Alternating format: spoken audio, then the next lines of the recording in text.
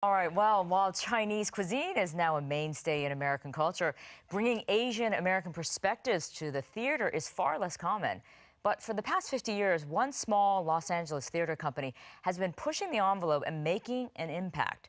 Full-frame contributor Sandra Hughes visited the East-West Players to learn more about how this community of actors is using storytelling to break barriers.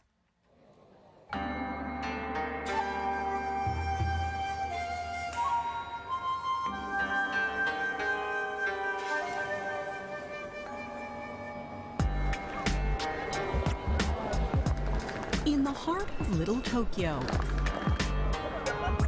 just next door to Chinatown,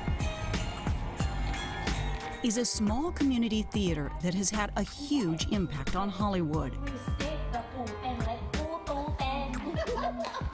East-West Players is the oldest Asian American theater in the United States, and its newest play is just starting rehearsal.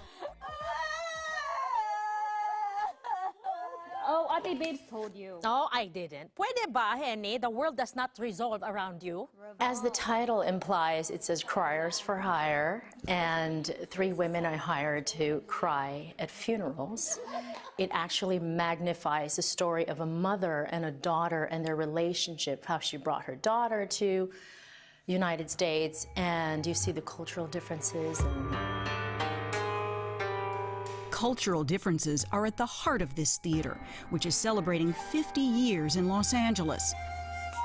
They're coming up. Artistic director Tim Dang has spent the past 23 years at East-West Players. I always like to think that East-West Players is not just an arts organization that does storytelling, that we actually have a mission that is about social justice. The plays and musicals have been a launching point for many Asian actors, writers, and directors. The current 240-seat theater is the 3rd home for East-West Players in its half-century run. So what is the percentage of the audience ethnically? It's quite a mixed bag. East-West Players' audience naturally pulls from its Asian neighbors, but is as culturally diverse as the shows each season.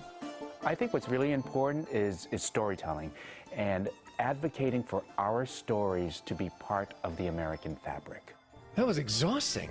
Yes, I am sleeping with you. Sleeper. In talking such a manner. Oh, you mean it's tiring? Chinglish is a play by Tony Award winner David Henry Wong and starred Chinese-American actress Kara Wang last year. It was the highest-grossing play in East-West history. It tells the story of an American businessman in China.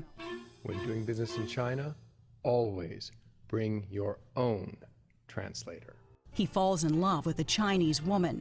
The story goes deep into the differences in relationships between Eastern and Western cultures. It was the highlight of 2015 for me, because the truth is, as a female, let alone an ethnic female, there are not that many roles like that, that you're gonna get a chance to do in a lifetime. What's happening, hot stuff? Hollywood hasn't always been kind to Asian actors. Oh, sexy girlfriend! Roles have often been limited to stereotypes. Actor Getty Watanabe felt lucky to find movie work in the 1980s when he landed a role in 16 Candles. But that role caused a backlash from Asian Americans who saw the film as all that was wrong with how Hollywood portrayed Asians. It's getting better.